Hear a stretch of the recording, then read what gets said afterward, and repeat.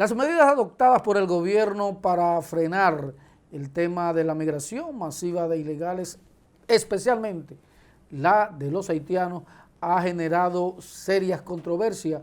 Para hablar sobre el tema desde una óptica meramente legal, con argumentos reales, nuestro maestro, el profesor don Marino Ercebí.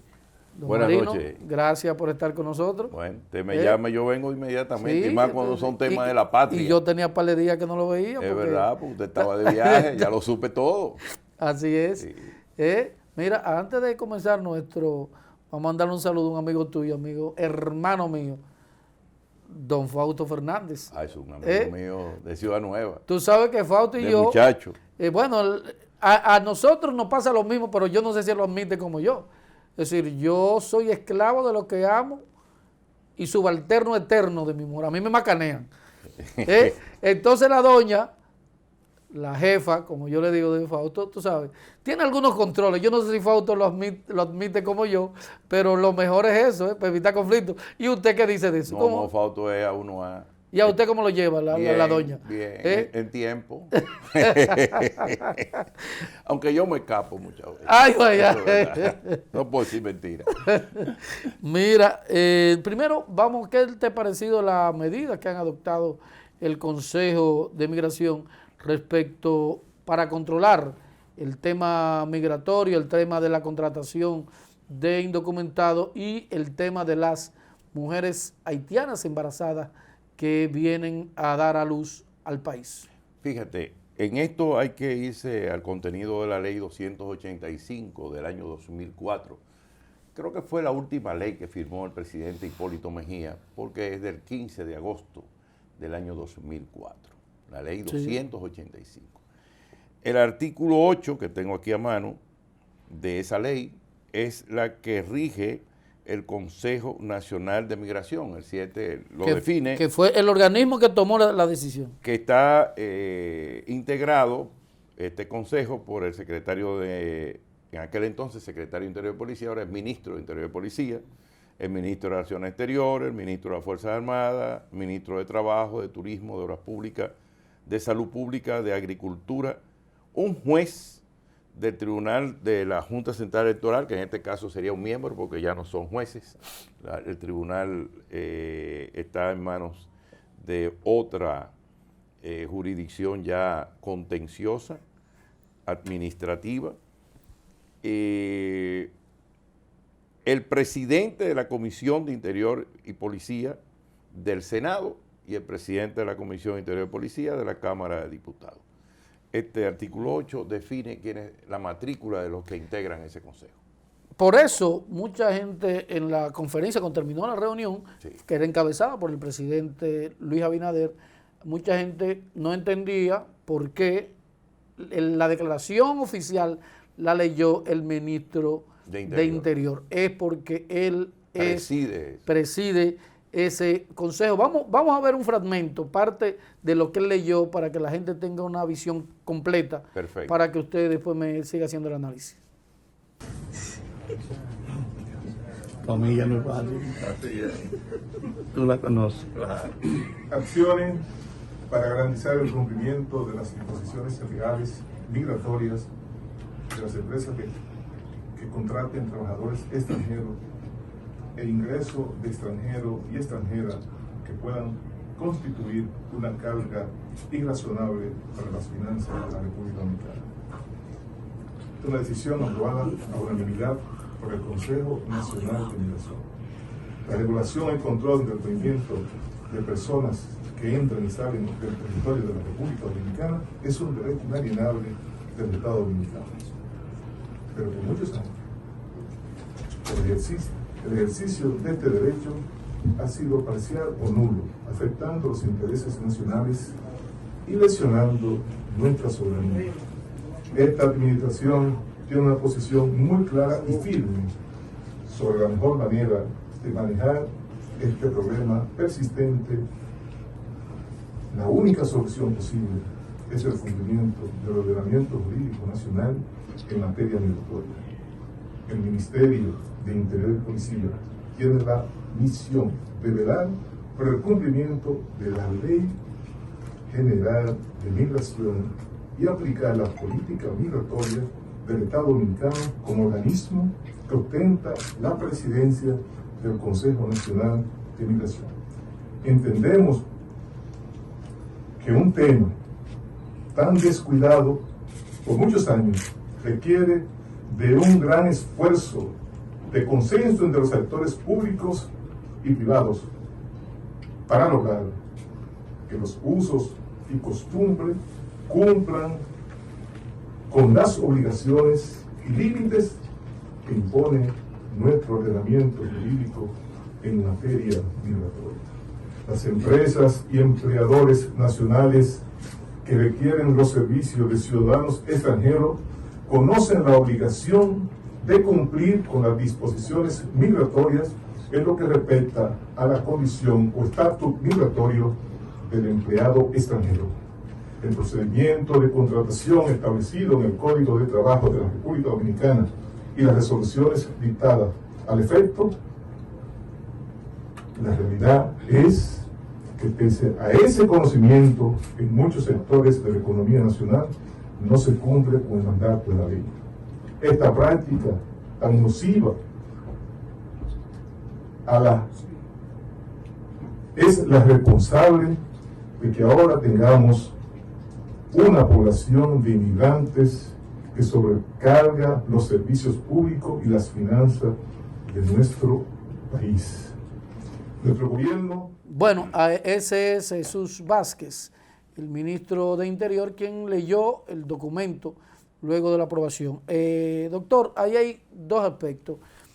Primero, esa ley que regula la forma de contratación de extranjeros existe. Claro. Primera pregunta. Claro. Segunda pregunta, entonces si existiese, ya usted desarrolla todo el concepto, si existiese, para nosotros buscar un término, el gobierno lo que está haciendo es otorgando una amnistía a los empleadores de extranjeros en la República Dominicana. ¿Es así o es otra cosa? Es correcto, porque así como hay amnistías fiscales para el no cobro de impuestos que son obligatorios, así en este caso parece que el Estado, a través del Consejo y el presidente del mismo, ha dado un plazo perentorio, dicho sea de paso, para que se regularicen las empresas que tienen contratadas a ciudadanos extranjeros y fundamentalmente haitianos.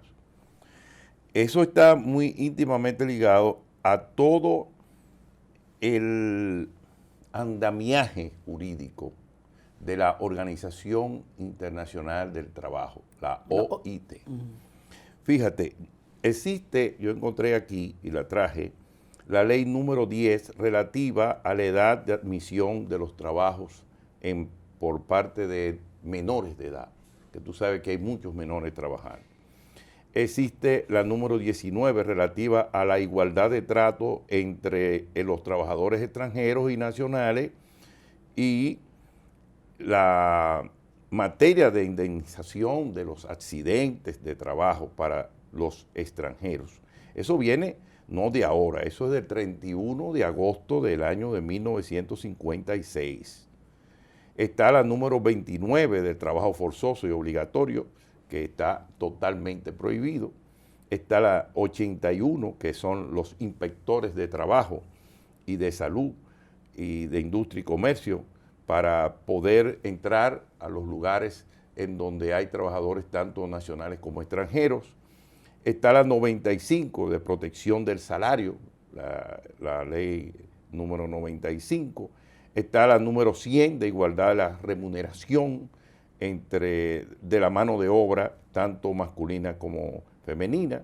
Está la número 105 de la abolición del trabajo forzoso.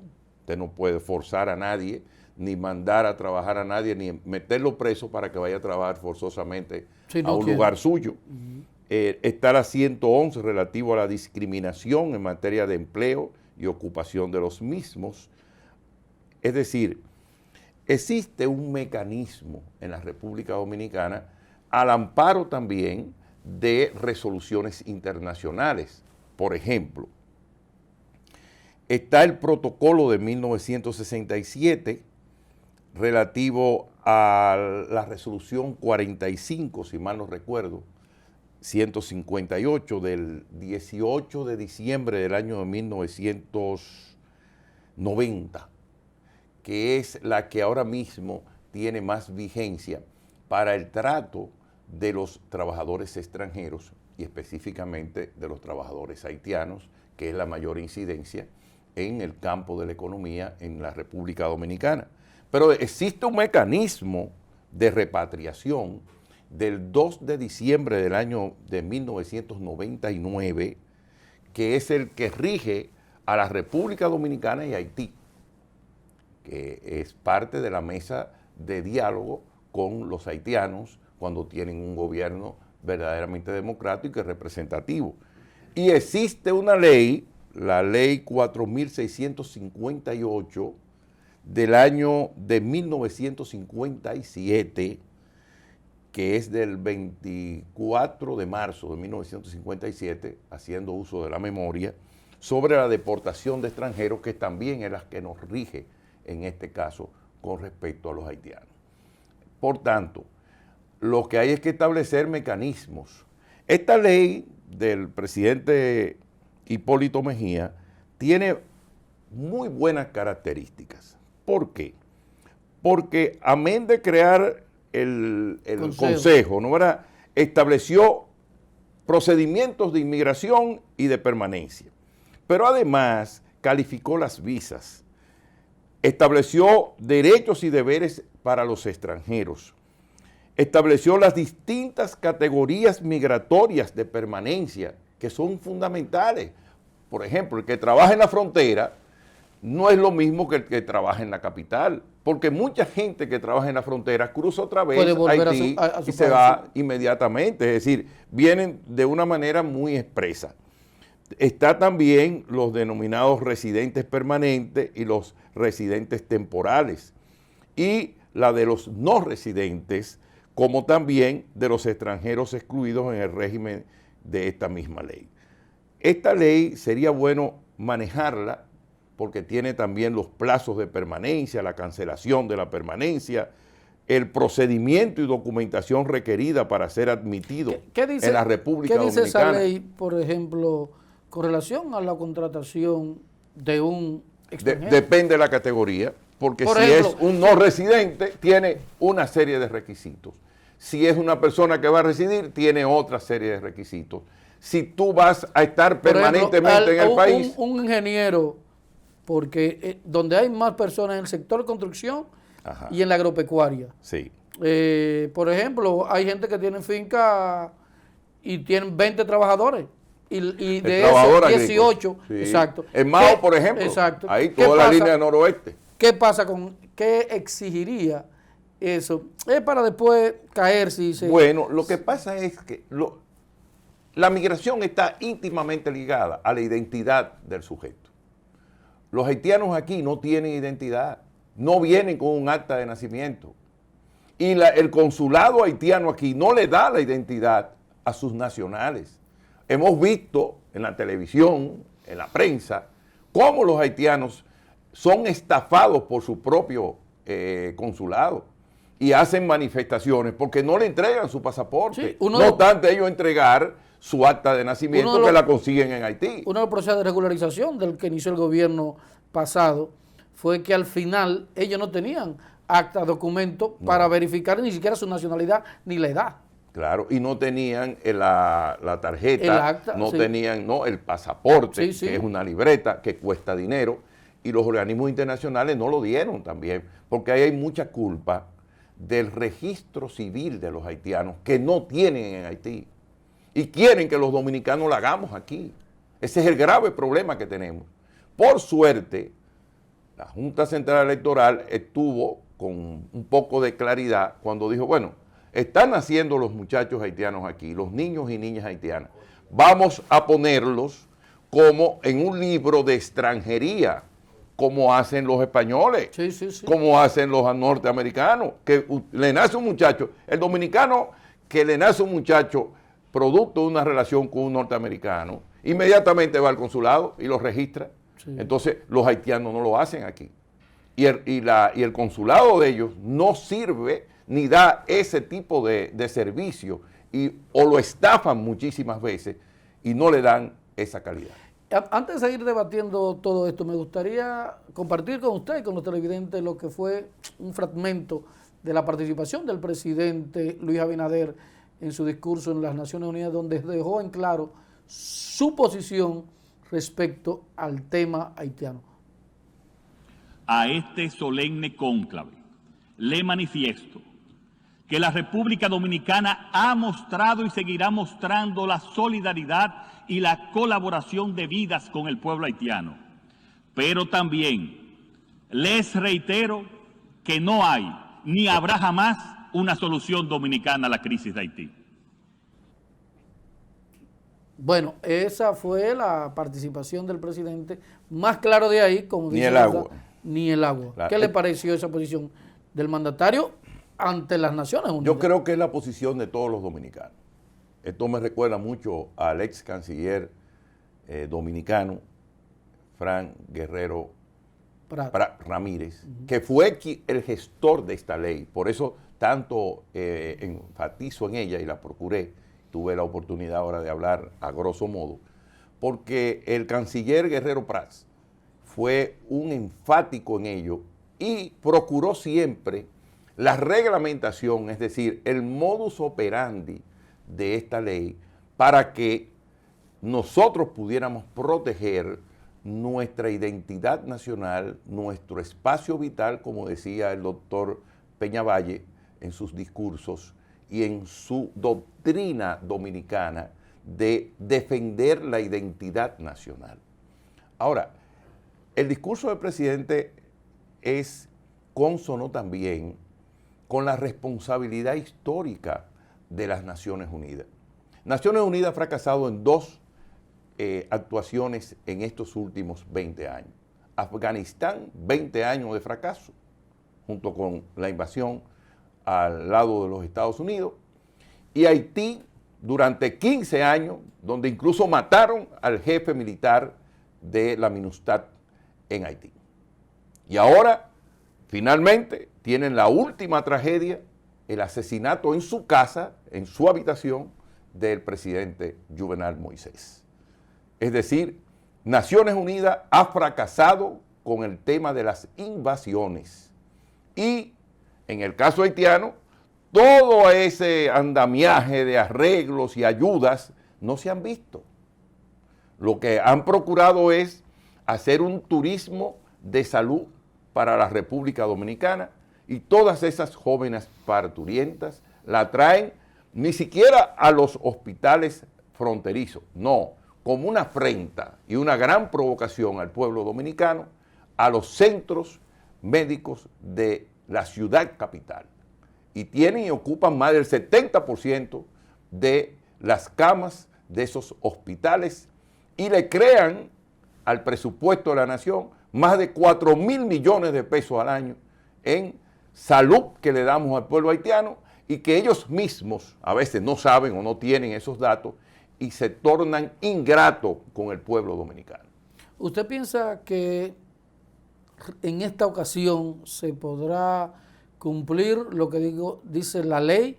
Porque como ya concluimos aquí, es una amnistía para que se regularice, o será parte más de un espectáculo para el mundo ante una tragedia de un país vecino. No, yo creo que podemos dar un ejemplo al mundo y a la democracia interna de nuestra nación.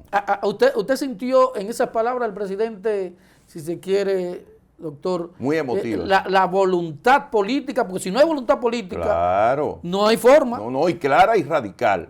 Y nosotros tenemos que hacer que Haití progrese, porque en la medida en que Haití progrese y tiene un metro, y tiene un teleférico, y tiene hospitales, y tiene calles, y tiene escuela, y tiene educación, en esa medida no emigran a República Dominicana.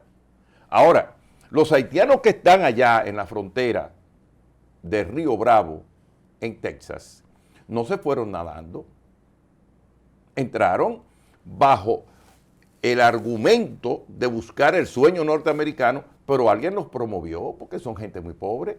¿Quién pagó esos pasajes? ¿Quiénes se agenciaron, por ejemplo, un coyote de para, Panamá, oye, no, por ejemplo, de Panamá? Un coyote Ajá. para hacer esa operación, ese viaje sale entre 10 o 15 mil dólares, que es todo el dinero del mundo para un ciudadano. Para un ciudadano. Además, esa gente no fueron a pie. Y Iban en muchos. guagua y le llevaban sándwich, etcétera, etcétera, y cruzaron el Darién para llegar hasta allá. Y cuando llegaron a México, entraron y siguieron hacia Río Bravo. ¿Quién patrocinó esa trata de personas? Es que los Estados Unidos no va a defender su propia frontera sobre la base de una hipocresía de decir que derechos humanos y los de ellos. ¿Dónde está la ACNUR? ¿Cuál es la declaración de la ACNUR? ¿Dónde está el Human Rights? ¿Qué han dicho de ese desastre, de ese vituperio, de esa, diríamos, bajeza que se hizo en contra de esos haitianos, de más de 14,000 haitianos, que dicen ellos, no yo, y la prensa norteamericana? Ese látigo, como si fuese el caballo de Marlboro, sí, dando sí. látigo. Oye, eso no tiene sentido, eso es una vergüenza para la sociedad norteamericana. Entonces, ¿de qué están hablando de derechos humanos y viven diciéndonos que somos racistas, que somos xenófagos? Doctor, ¿Y ellos qué hicieron? Doctor, no diga eso, que usted es mulato. Ahorita dice Bueno. que usted dice que, ¿cómo usted está hablando en contra de los haitianos? Bueno, pero lo que pasa es que yo me siento dominicano, nací aquí y no me voy de aquí, hice campamento aquí y no quiero ser extranjero de nada. No me interesa usted sabe ya, ser de otra parte que no sea de aquí. Federico Enrique Grateró escribió un ensayo que yo se lo recomiendo a cualquiera, que es sobre la nacionalidad de los haitianos o la característica de los haitianos y los dominicanos. Sí. Es dominicano en sí y para sí. Es un tratado sumamente importante y explica por qué somos tan distintos, aunque compartimos la misma isla. Eso es verdad. Y además, don Federico, que es un gran intelectual dominicano, siempre ha hablado de lo que es la identidad nacional como una forma del lenguaje, de la cultura, de las inclinaciones de los dominicanos, que son distintas a las características del vecino haitiano. Doctor, muchas gracias. Se quedaron los temas de Falcón y demás, pero como usted es parte nuestra, más adelante en la semana estaremos conversando. Vamos a ver qué pasa, nuevamente, porque Falcón lo reenviaron. Así es. Así que vamos por parte. Con usted. Gracias a ustedes por acompañarnos. Será hasta una próxima entrega.